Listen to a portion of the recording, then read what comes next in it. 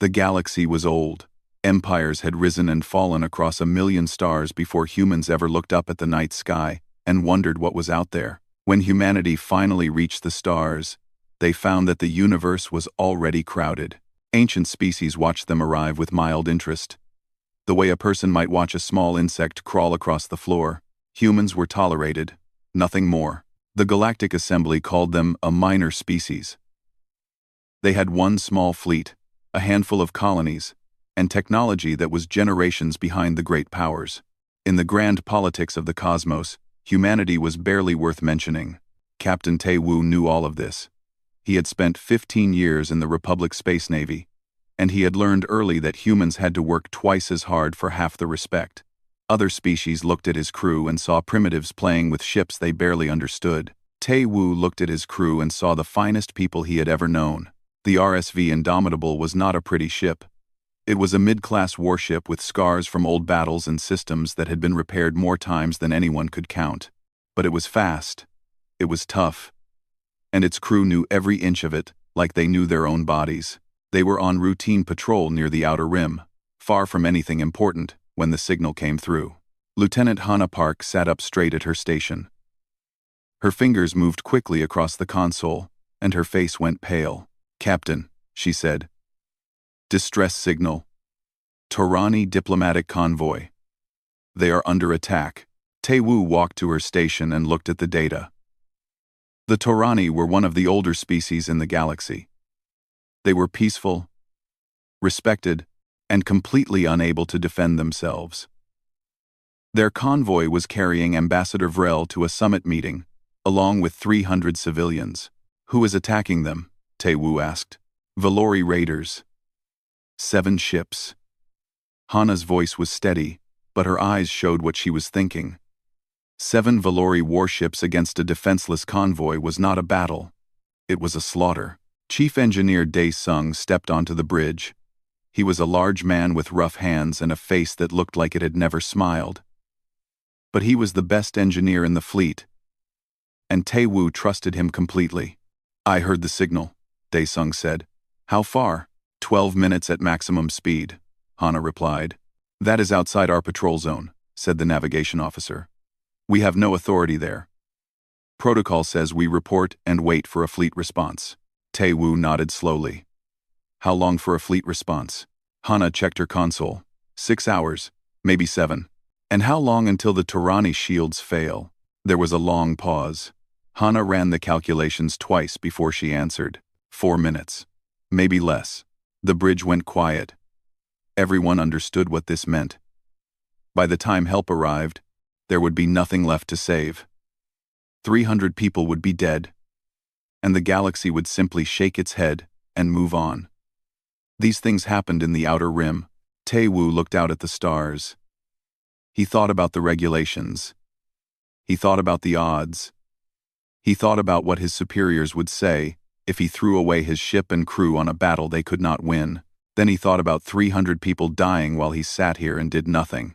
"Lieutenant Park," he said quietly, "give me the odds."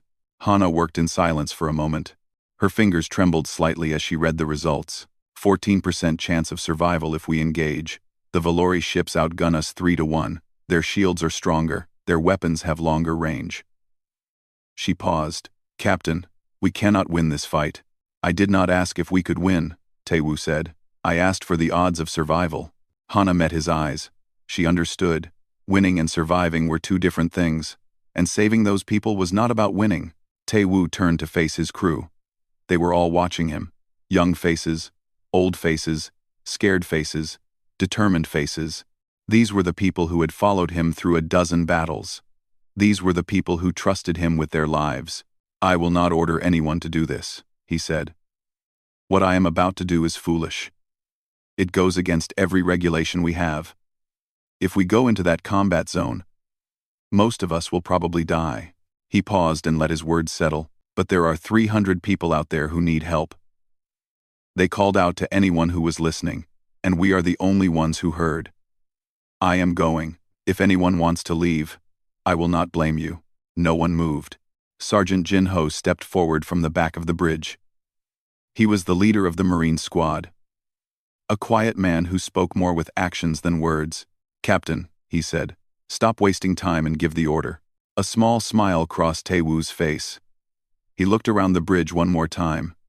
Every station was manned. Every eye was ready. "Helm," he said.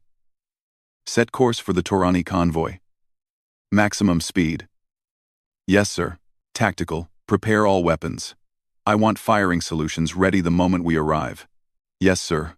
"Engineering, I need everything you have. Push the engines past their limits if you must."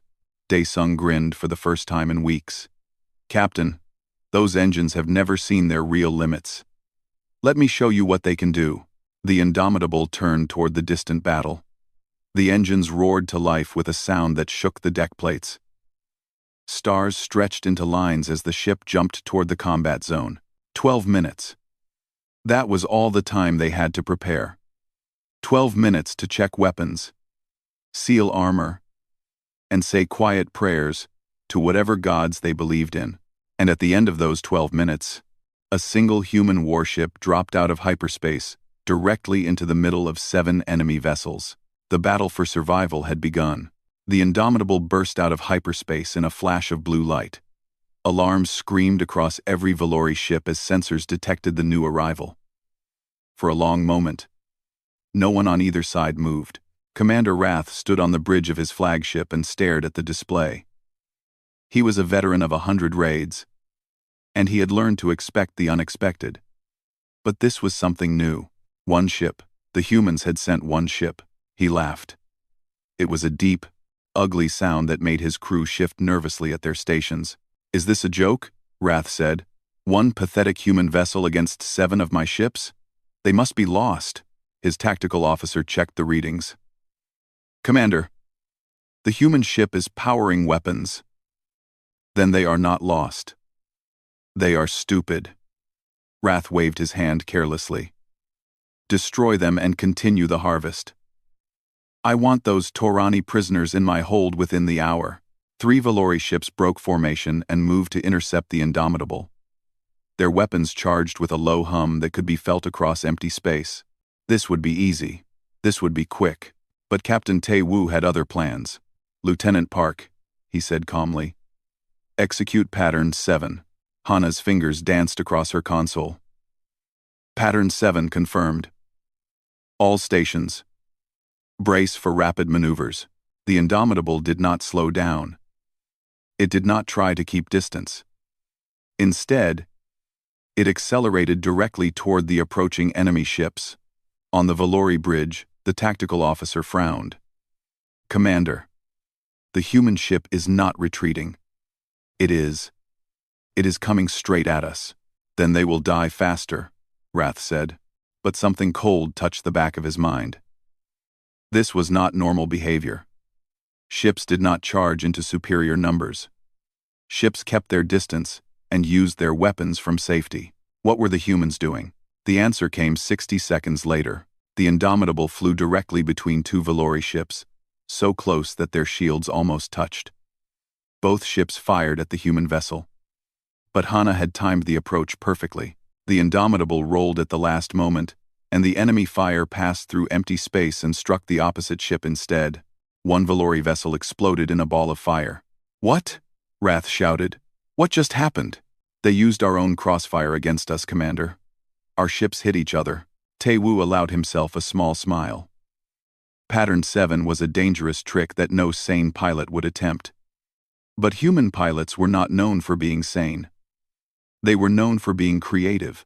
The Indomitable spun through the battle like a dancer. It dove under one ship, climbed over another, and fired its weapons at point-blank range, where shields were weakest. Chief Engineer Dae-sung worked miracles below decks, rerouting power so fast that the ship seemed to have endless energy. "Forward shields failing," someone shouted. "Route power from life support on Deck 7, Dae-sung ordered. "No one is on Deck 7 anyway. Engine 3 is overheating. Let it overheat. We will fix it later. If there is a later." In the chaos of battle, Sergeant Jin Ho gathered his Marines. They were 12 soldiers in heavy armor, carrying weapons designed for close combat.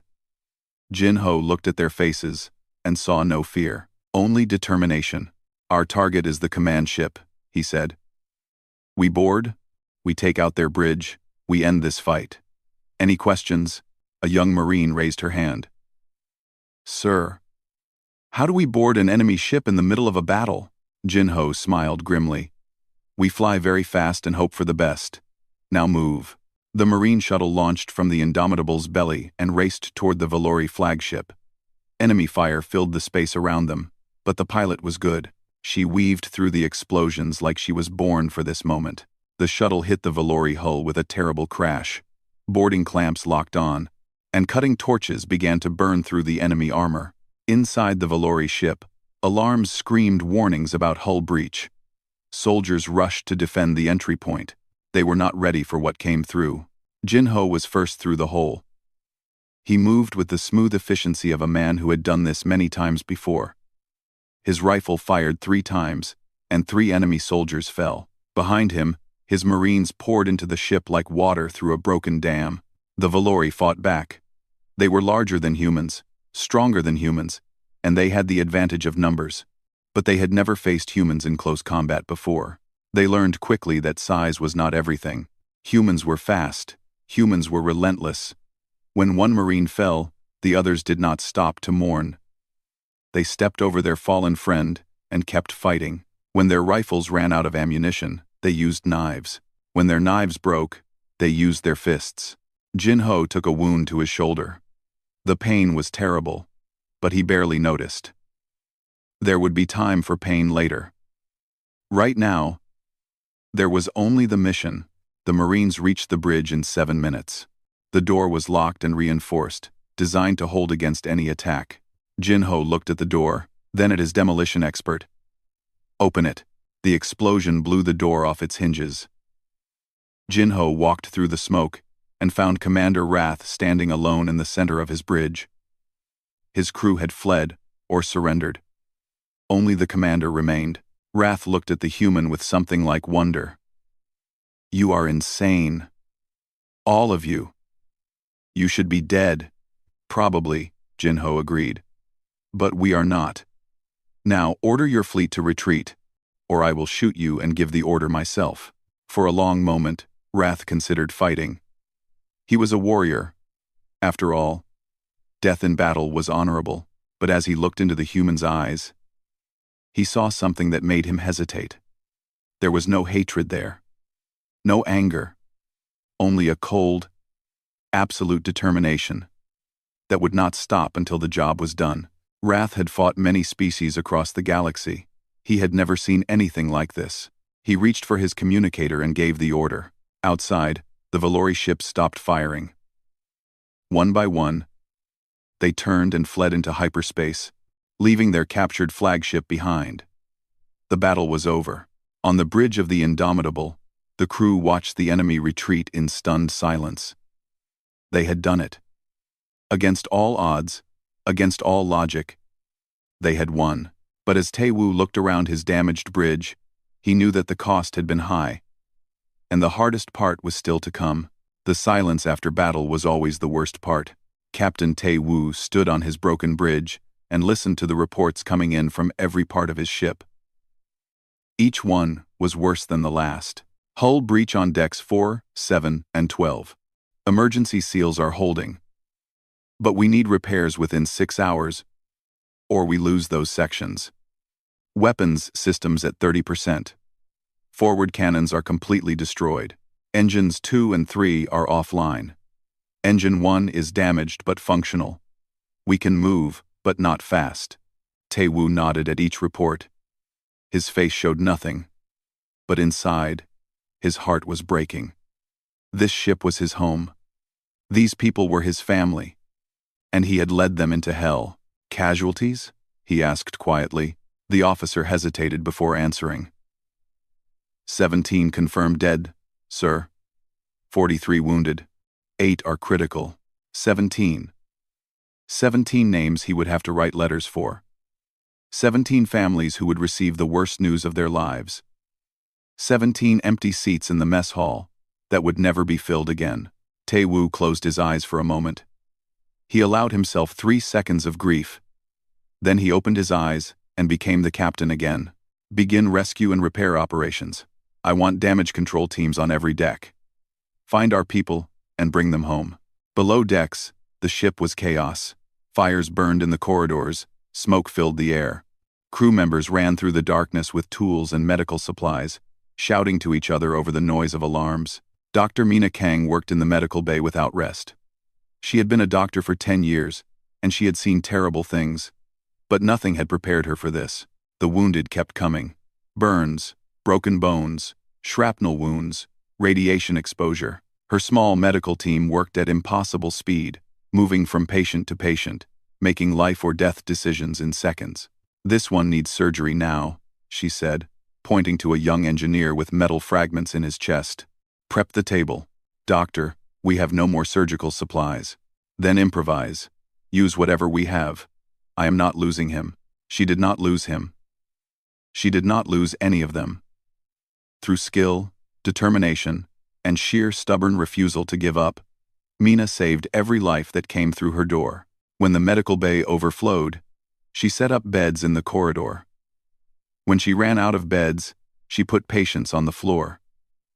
When she ran out of floor space, she moved into the cargo hold.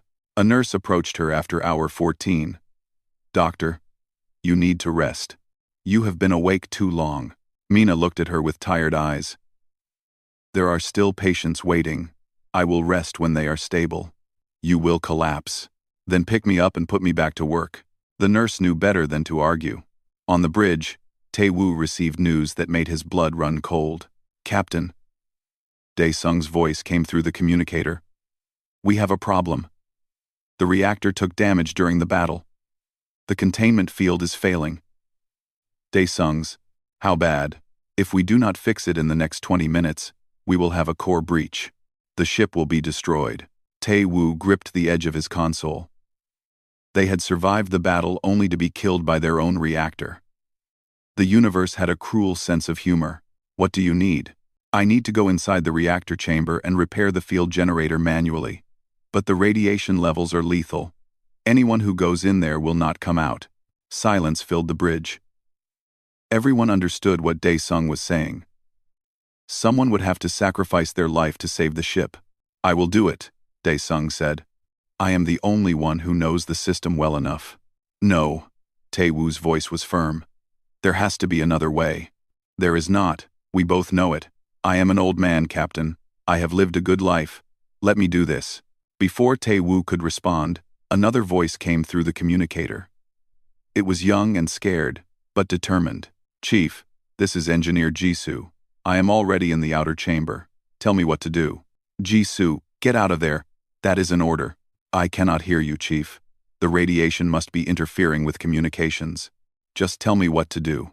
Dae-sung closed his eyes. He wanted to scream. He wanted to order the young fool out of there. But he knew that tone of voice. He had used it himself. Many years ago. Jisoo, he said softly. You are very brave. And very stupid. I learned from the best, Chief. With Dae-sung's guidance, Engineer Jisoo worked inside the reactor chamber. The radiation burned through her suit within minutes. She could feel her body failing, but her hands stayed steady, and her mind stayed clear. It took her 18 minutes to repair the field generator. When she finished, the containment field stabilized. The ship was saved. Jisoo collapsed inside the chamber. She was still breathing when the rescue team pulled her out. But just barely. They rushed her to medical, where Dr. Mina Kang fought for 2 hours to save her life. In the end, Jisoo survived. She would spend months in recovery, and she would carry scars for the rest of her life. But she would live. As the crisis passed, Captain Tae-woo finally allowed himself to feel the wound in his side. Shrapnel from an early explosion had been lodged there for hours. He had ignored it because his crew needed him to be strong. Now, with the ship stable and his people safe, he sat down heavily in his chair and pressed his hand against the blood. A voice came through the communication system. It was weak and uncertain, speaking in the musical tones of the Torani language. Human vessel, This is Ambassador Vrel of the Torani delegation. We are receiving your signal. Your ship saved us. Why? Tae-woo thought about the question. He thought about the 17 dead. He thought about Jisoo in the reactor chamber. He thought about Mina working without sleep and Dae-sung willing to give his life. Why had they come? Why had they risked everything for strangers? Because you called for help, he said simply. There was a long pause. When Vrel spoke again, his voice was thick with emotion. We do not understand you, humans. We do not understand you at all. Tae-woo smiled despite his pain. Sometimes we do not understand ourselves, Ambassador. But we know what is right. And we try to do it. Even when it costs us everything. The connection closed. Tae-woo leaned back in his chair and looked out at the stars. 17 dead. But 300 saved. Was it worth it? He did not know. He might never know. But given the choice, he would do it again. Every single time. The two damaged fleets limped through space together. The Torani convoy, battered but alive. The Indomitable, broken but unbowed, they moved slowly toward the nearest neutral station, a journey that would take 3 days at their current speed. Ambassador Vrel could not sleep. He stood at the window of his ship and watched the human vessel keeping pace beside them. Even from this distance, he could see the scars of battle. Holes in the hull, burn marks from enemy fire, sections that had been exposed to the cold vacuum of space, and yet it still flew. It still protected them. Vrel had served the Torani diplomatic corps for 40 years. He had met every major species in the galaxy. He thought he understood how the universe worked. Power was gained through strength. Alliances were formed through mutual benefit. No one did anything without expecting something in return. But the humans had broken every rule he knew. I need to understand, he said to his aide. Contact the human captain. Request permission to visit his ship. The aide looked uncertain. Ambassador, their ship is damaged. They may not want visitors. I do not care what they want. I need to see this for myself. An hour later, Ambassador Vrel stepped onto the Indomitable through a damaged airlock. The smell hit him first. Smoke. Burned metal. And something else. Something human. Sweat and blood and exhaustion. Captain Tae-woo met him at the airlock. The human looked terrible. His uniform was torn. His face was pale, and he moved like every step caused pain. But he still stood straight, and his eyes were still sharp. Ambassador, Tae-woo said. Welcome aboard. I apologize for the condition of my ship. Vrel waved away the apology. Your ship saved 300 lives. Its condition is a badge of honor, not shame. He followed the captain through the corridors, and what he saw amazed him. Humans were everywhere, working. They carried tools and supplies. They welded broken pipes. They cleared debris from damaged sections. Many of them were wounded. He saw bandages, burns, limps, but none of them had stopped working. As they walked, Vrel heard something unexpected. Laughter. A group of engineers sat in a corridor, taking a short break. They were exhausted, covered in grease and ash, and several of them had visible injuries. But they were laughing at something one of them had said. How can they laugh? Vrel asked. They almost died. Many of their friends did die. Tae-woo looked at the engineers and smiled slightly. Humans laugh when things are terrible, Ambassador. It is how we survive. If we did not laugh, we would break. Vrel did not understand.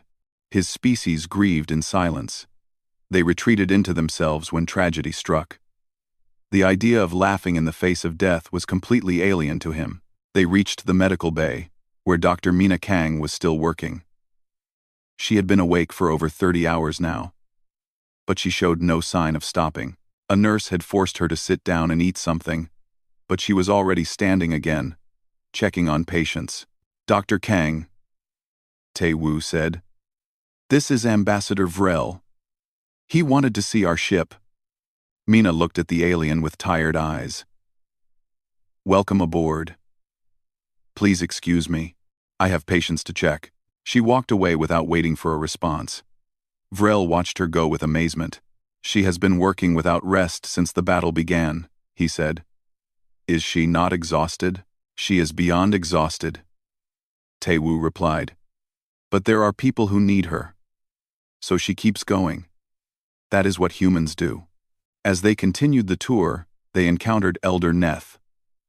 He was a Torani historian who had been traveling with the convoy to document the summit meeting. Now he was documenting something far more interesting. Captain, Neth said, bowing slightly, may I speak with some of your crew? I wish to understand what happened here. Of course, they are busy, but they will make time for you. Neth spent the next several hours interviewing humans. He spoke with engineers and soldiers, doctors, and pilots. He asked them the same question he had asked Captain Tae-woo. Why did you come? Their answers confused him. Sergeant Jin Ho, still wearing bandages from his boarding action, shrugged when asked. Someone needed help. We could help. So we did. What else is there to say? But you almost died, Neth pressed. You were outnumbered. The odds were against you. Logic said, you should have retreated. Jin-ho laughed. Logic is for people who have time to think. We did not have time. We just acted. And we would do it again tomorrow. Jin-ho laughed. Lieutenant Hana Park gave a similar answer, but with a different flavor. The Valori expected us to be afraid. They expected us to run. That was their mistake.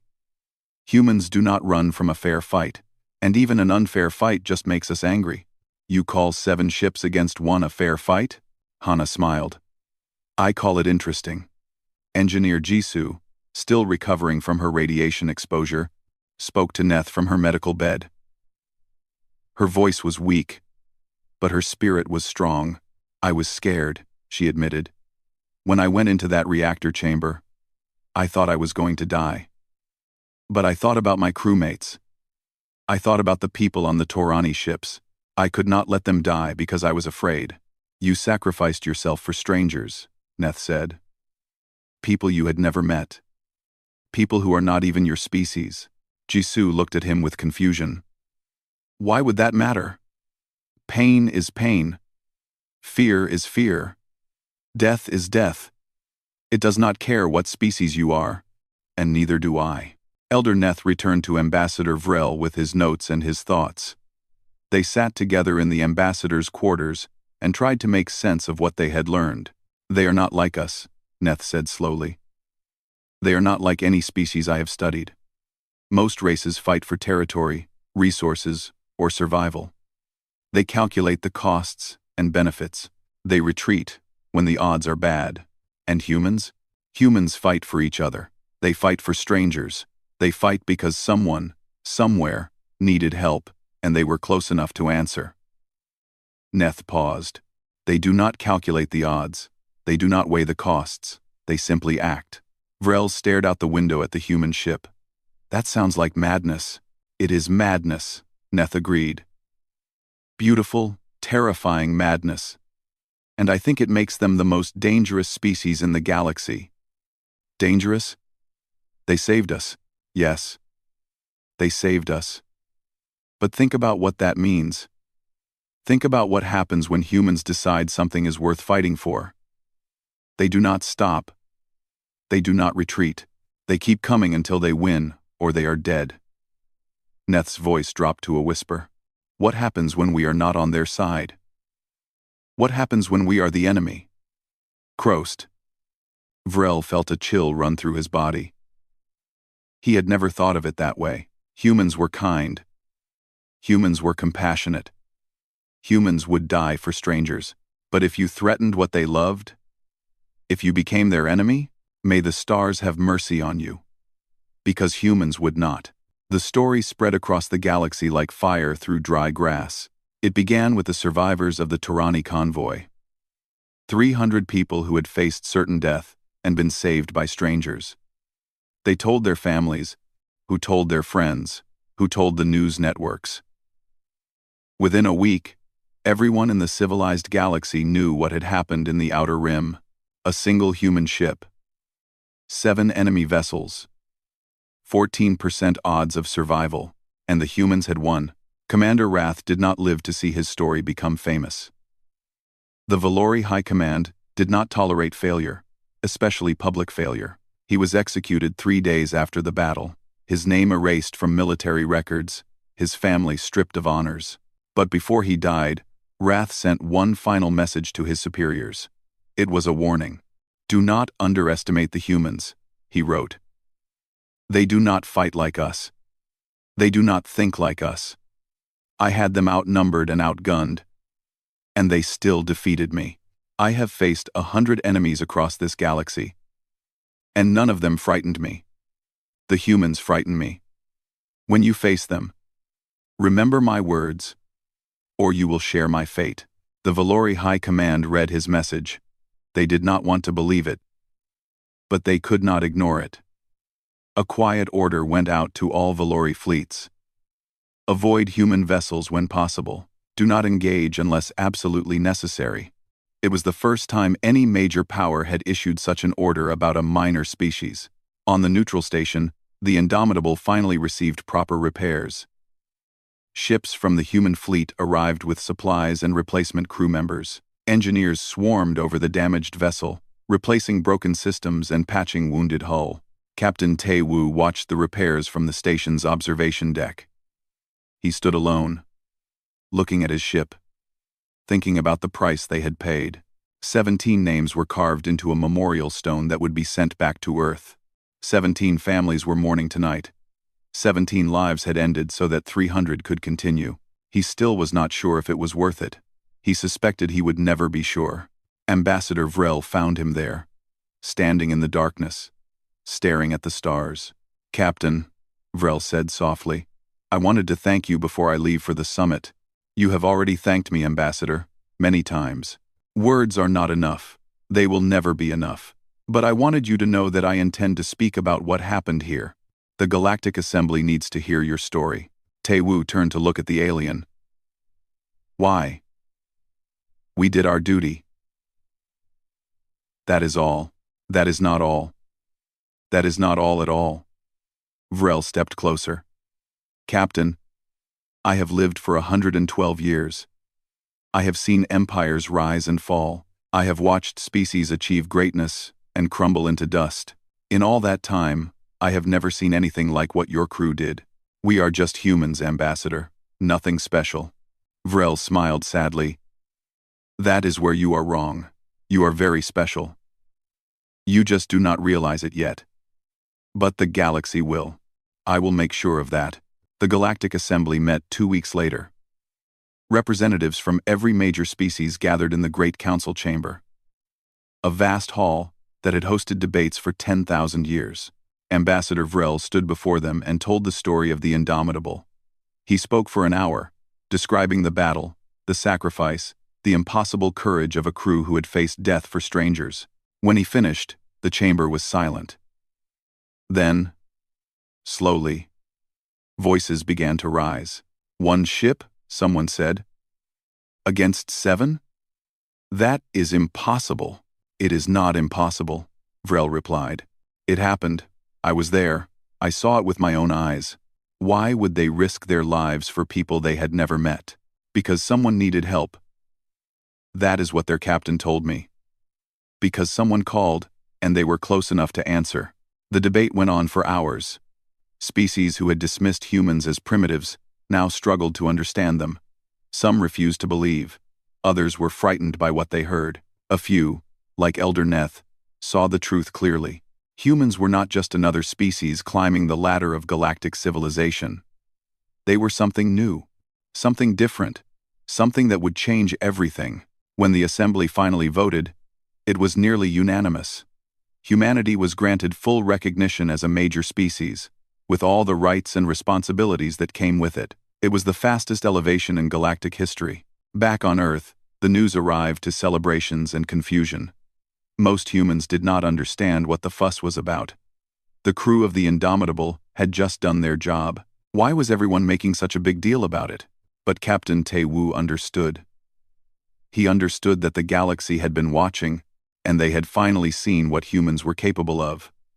Not their technology, Not their numbers, not their military power, their heart. A ceremony was held 3 months after the battle.